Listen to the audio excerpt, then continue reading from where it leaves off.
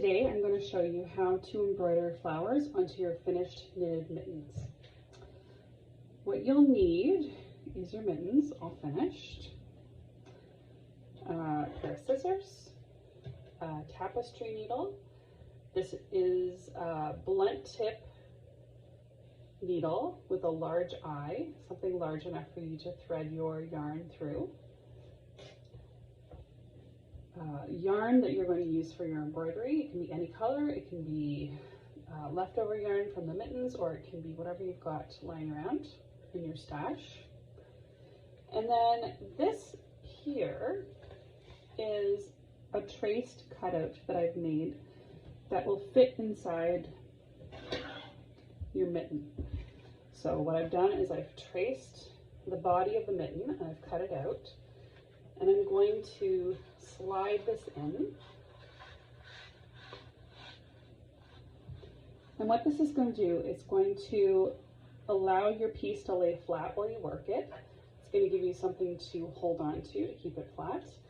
And it's going to make sure that you don't poke your needle through all the way to the other side. So before you get started, just a reminder, make sure you flip your mittens over so you are working a left and a right, and you're not embroidering two rights or two lefts. So make sure you're embroidering on the right side. All right, so for my first one, I'm going to pull out about an arm's length of yarn plus a little bit extra. I don't want it to be too long because then sometimes I find it gets tangled if you have too much yarn at a time.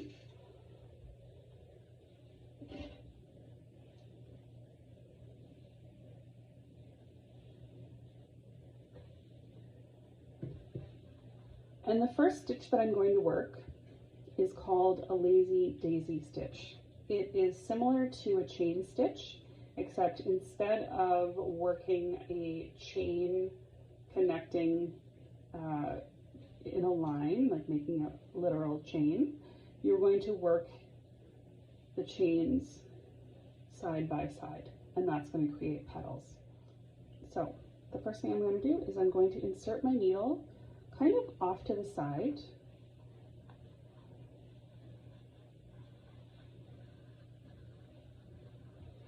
And I'm going to leave a bit of a tail. And this is something that I leave until the end, and then I weave them all in at the end. So here's where you could do a tack stitch to hold it down, or just don't pull too hard because you don't want to lose your tail. All right, so I'm going to start working this stitch. I'm going to do my first flower right here. So my first step is make a little loop, and you're going to hold that loop down, and you're going to put your needle back in close to where you came out, or yeah, where you came out. And then you're going to come up, make sure your needle is over top of your loop, and you're going to pull that all the way. You don't need to pull very tight because you don't want to distort or warp your fabric. You just want it to be tight enough that it's not loose on the inside. And then you're going to tack that down.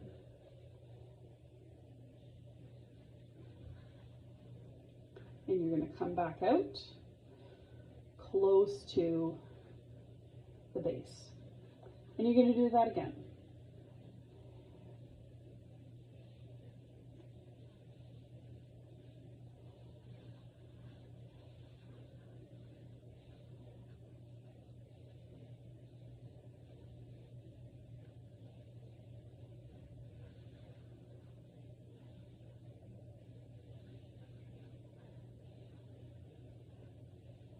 Now I'm going to try to do these fairly close together. Obviously, if you use thicker yarn, it's going to cover the area a little bit better. Sometimes I'll go over, if I still see a little bit of color showing through, I can go over it again, or I can do, I can just fill it in at the end. But usually I just like to try a few stitches and experiment. This is all freehand, so you kind of see as you go if you like what you're getting. And if you don't like what's coming out, you can always pull it back pretty easily. You just use your tapestry needle to pull the stitches out.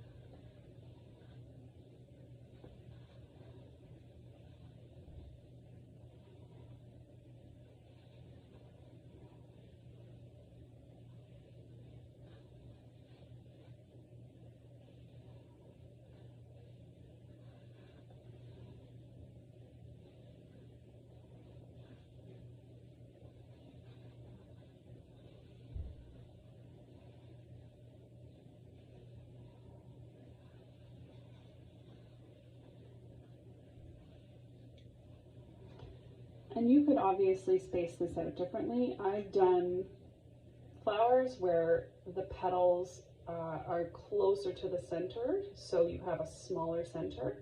But I'm going to come in, after I do these petals, I'm going to come in and I'm going to do a flower center. So I want to leave lots of space there.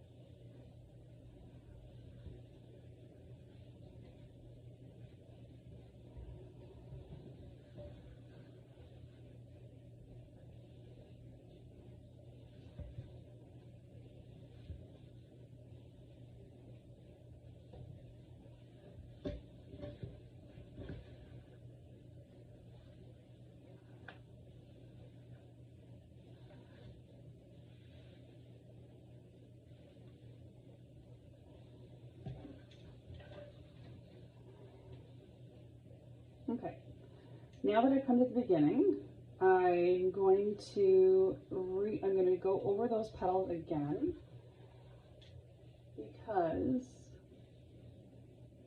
I don't want to have this white space.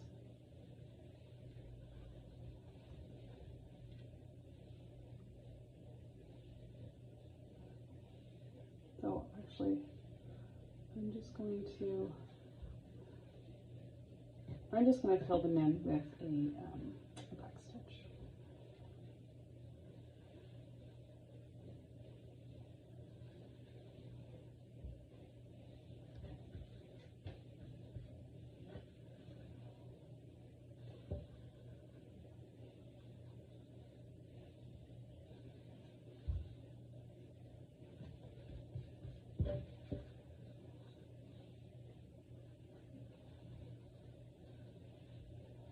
And if you find your yarn is starting to coil on itself, just hang it and let it relax. This is why I don't like to put too much yarn on my needle at a time, because it does tend to get curly and tangly if my piece is too long.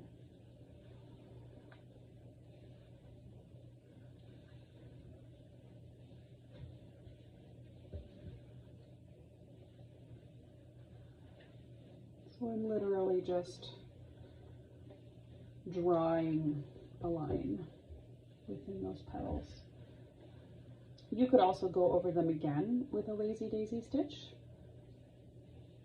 but I'm just going to do it this way. Kind of fill it in.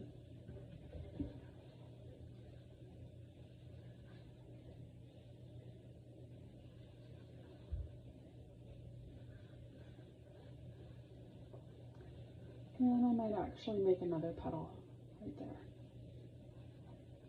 So it's a little bit empty right there.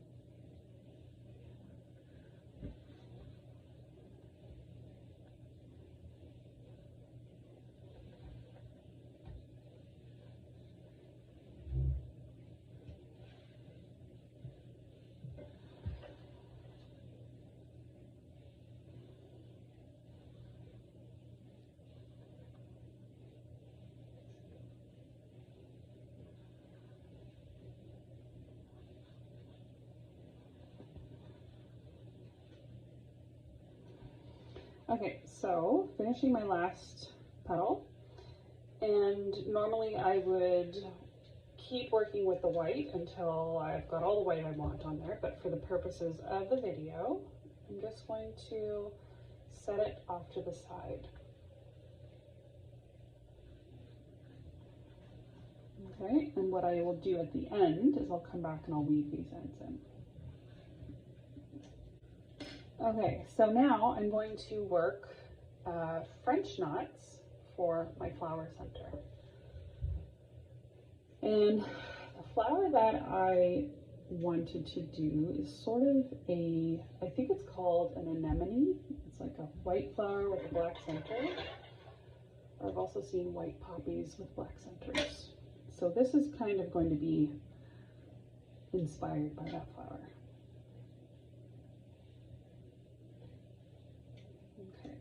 So I've got about an arm's length of this black. And again, I'm going to start a little tail off to the side, and I'm going to come out in the middle of the flower. It doesn't have to be exactly in the middle, just somewhere in the center of the flower.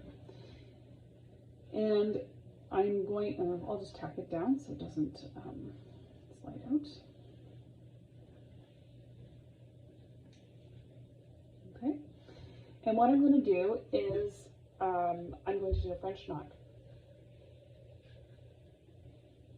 So I'm going to hold my yarn and I'm going to make a couple of wraps. I'll probably do 3 wraps, okay?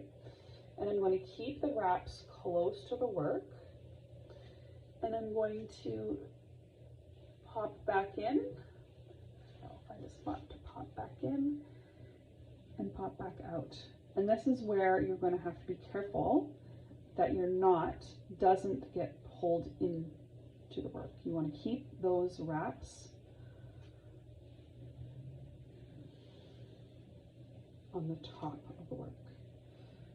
So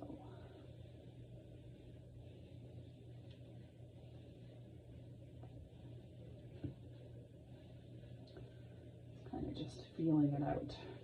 Okay, And I'm going to keep doing that until I fill this space. I'll probably do, I don't know, like 5 or 6 of these.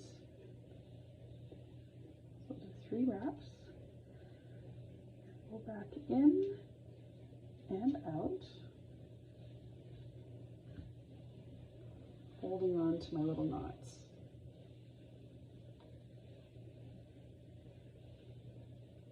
And if they accidentally pop back in, no worries, you can always do it again.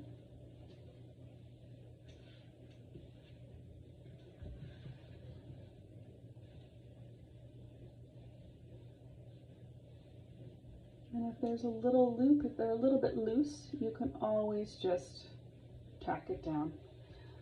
I really feel like this is an organic process, and it doesn't have to be perfect. I find the yarn is really forgiving. And because it's not fine work like cotton on fabric, the yarn kind of hides a lot of imperfections. so don't worry about it.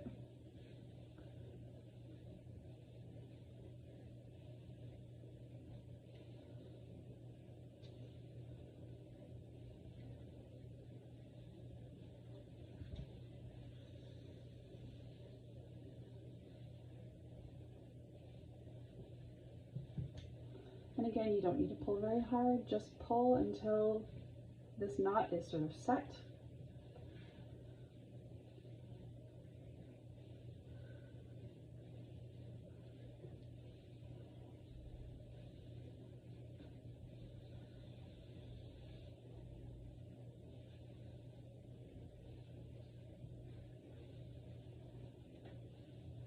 That's 1, 2, 3, 4, 5. I do 2 or 3 more.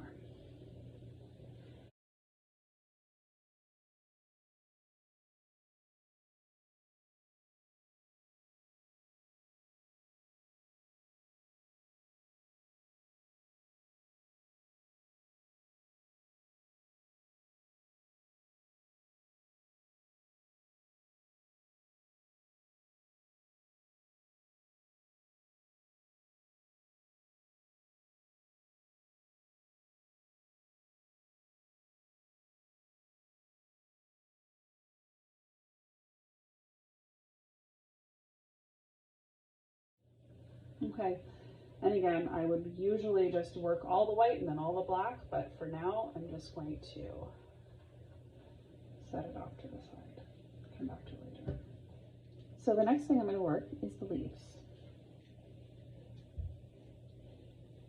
And I'm going to use this greeny yellow. Now, you could use lazy daisy stitches to make the leaves, and that would be beautiful. Or I find once I have a lot of flowers on here, I kind of just like to add little green accents here and there, just to kind of make little leaves poking through. They don't need to be very complicated.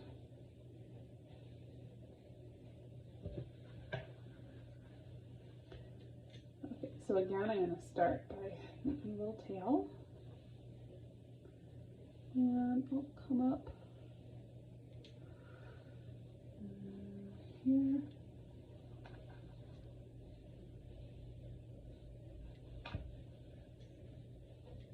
Make sure you leave the tail.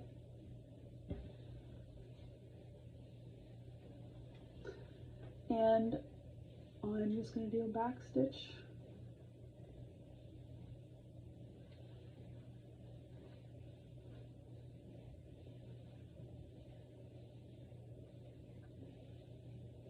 And then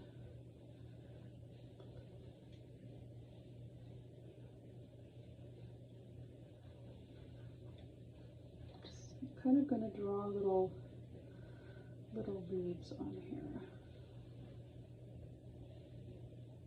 Very, very simple.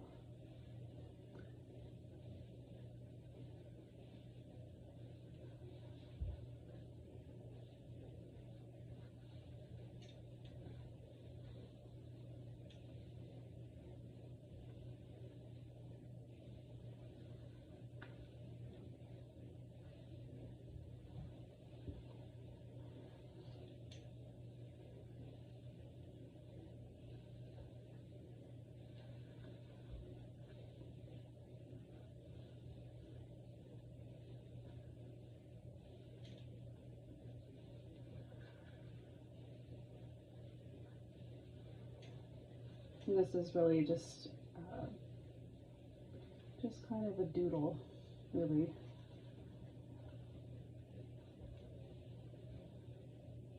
You can make them as simple or elaborate as you want. Okay, so on this last one, I'm going to go in and then I'm going to come out. On the other side. Something to consider is that you don't want to travel too far with your yarn underneath, because you're going to leave floats underneath your work. So try to think about the shortest distance possible when you're going from one area to another. At the end, when you weave in all your ends, a lot of this can be fixed. When you weave in your ends, you can sort of cover them up. So don't worry too much about floats, but try not to go too far, like from here to here, you know. Try to go short distances when possible. Okay.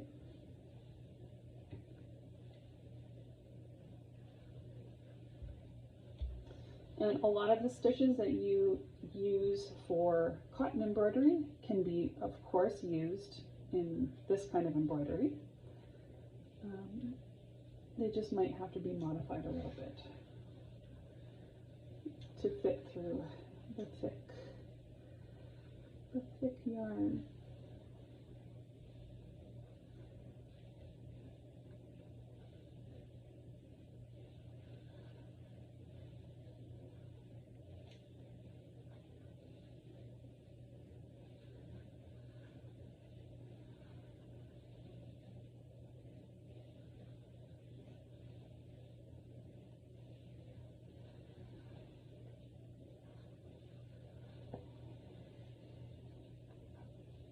Okay.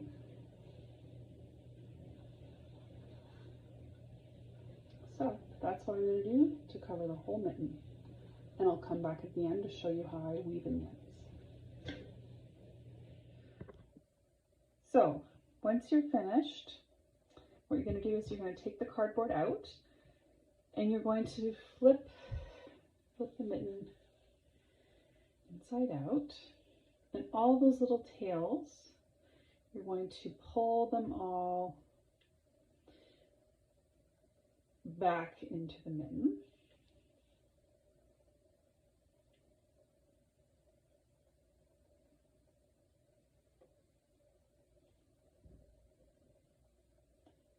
This might take a little while.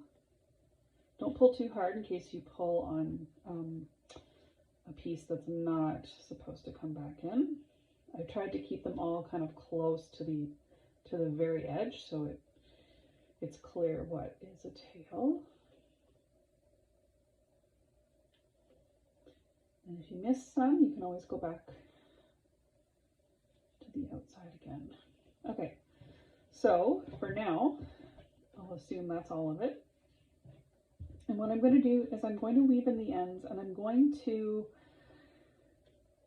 check if there's any, you see there's some floats where you don't want to have your fingers catching in there. So when I weave in my ends, I'm going to kind of tack some of these floats down. I usually try to start with something that's long.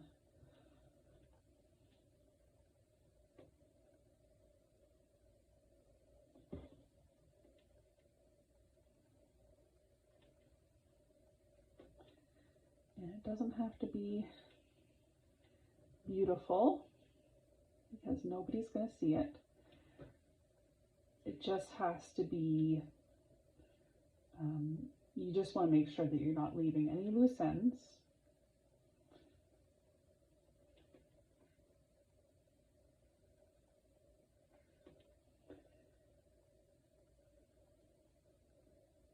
Okay.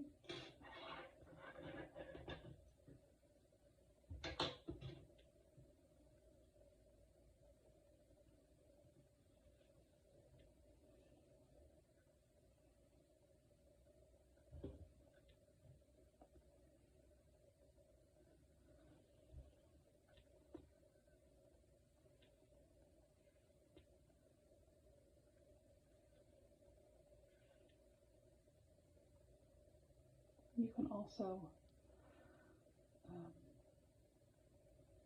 go into some of the loops.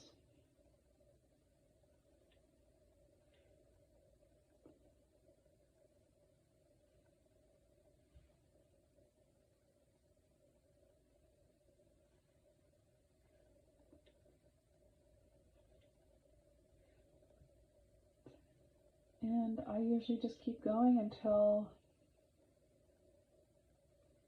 the piece is too short for me to keep going, and then I cut the tail.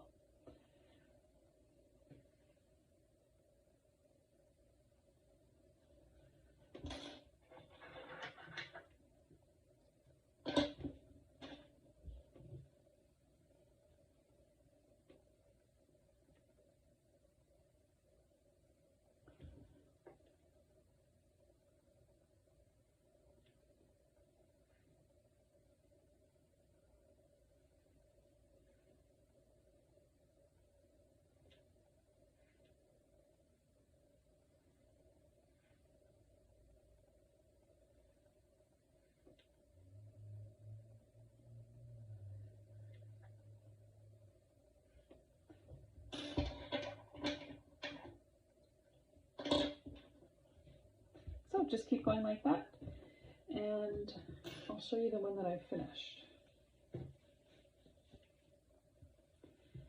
So that's what it looks like. So everything's tacked down, there's no loose ends. And when you go to put it on,